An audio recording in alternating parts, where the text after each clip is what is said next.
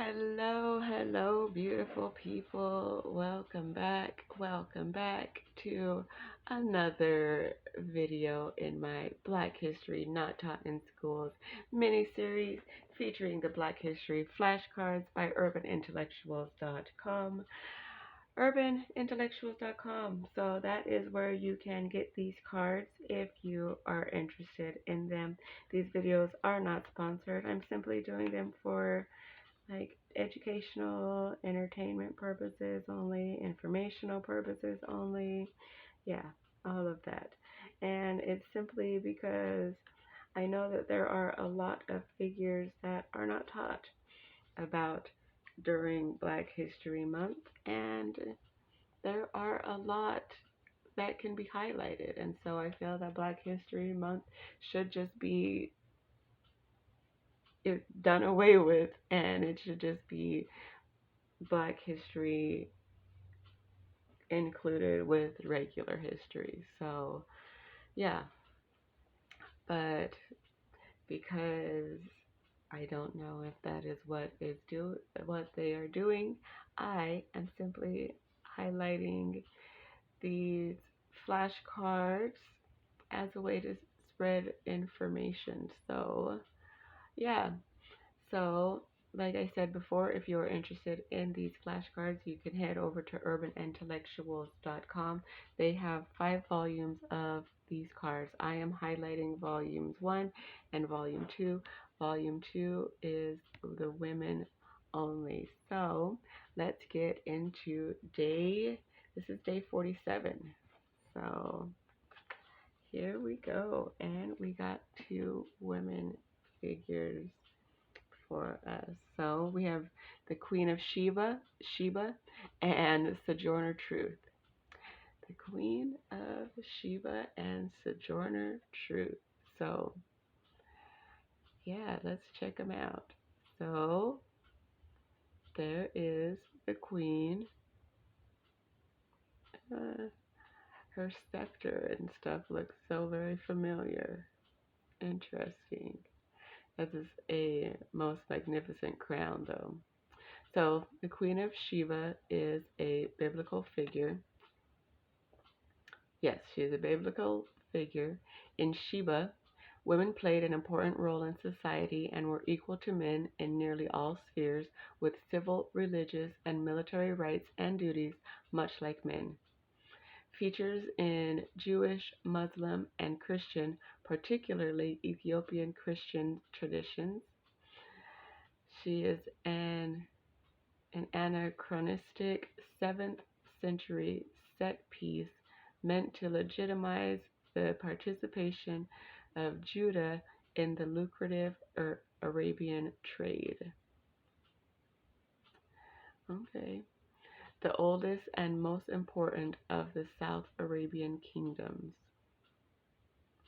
So, this is the Queen of Sheba.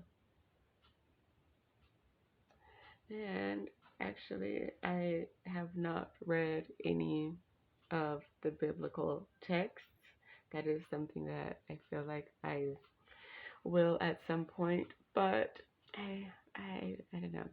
They just don't really call to me. I know that at some point I will end up reading some of them. I would like to read like the Torah and the Quran, and then of course like the Bible, but I also want to read like the emerald tablets and yeah, the Apocrypha. Yeah, those are ones that I definitely would like to get to. But so we also have Sojourner Truth, circa 1791 to November 26th, 1883. And she was an abolitionist and civil rights advocate. She escaped slavery in New York in 1827 and successfully sued for the return of her 5-year-old son with the help of an abolitionist family. She changed her name from Isabella Bornfree to Sojourner Truth after becoming a charismatic religious orator, giving speeches about the evils of slavery. Became nationally recognized after publishing an autobiography about her life. She worked alongside Frederick Douglass, but separated from his cause because he believed that men's rights outweighed women's suffrage. She assisted in helping slaves escape to freedom in the North and organizing black troops and supplies for the Union Army. She aided former slaves find jobs and rebuild their lives through her work with the Freedmen's Bureau.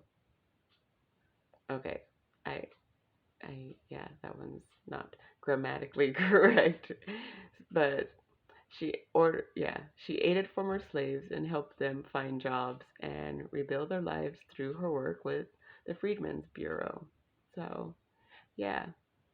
So it sounds like she was an earlier version of Harriet Tubman. Actually, I don't know what years Harriet Tubman was around, but yeah, she, yeah, I think it's interesting with her original name being Isabella Born Free. So it's that says a lot about the last names they used to just give people because I mean like just all the last names. Like if your last name's Taylor, it was, you that was your trade, that was your the thing that you did or um gosh, like none of them are like coming to me like Taylor. I don't know why that one came straight to me, but yeah, like and I feel like it comes from, like back in Europe when it was like John the tailor or so and so the blacksmith or the whatever, and so like Smith is like from like blacksmith family, and so her last name being Born Free is very interesting because that is literally just it, born free. And so yeah, that is something that I feel I it's very interesting. But yeah, so these are the day 47 figures from Black history that are not taught in schools. And the Queen of Sheba, I don't know if she is taught about because they don't teach religious things really so much in school that I know of, unless you go to a private school. But even so, I'm not sure if she is taught about, but I don't want to say that and be wrong. So, but yeah. So I hope that you all are enjoying this series and learning something new the same way that I am. So this is, like I said, I've had these cards for a while and I've gone through them before, but I haven't gone through them in the way, well, it's been a while. And also me going through them in this type of way makes the information stick a little bit more and allows me to like expand and see what comes to my mind as I'm reading them. So yeah, so thank you for coming along this journey with me. I appreciate you so very much. If you like this video, then please give it a thumbs up. It helps it to reach out to a larger audience, and I would appreciate it so very much. So, with that, I hope that you all have a beautiful rest of your day, and I will see you in the next one.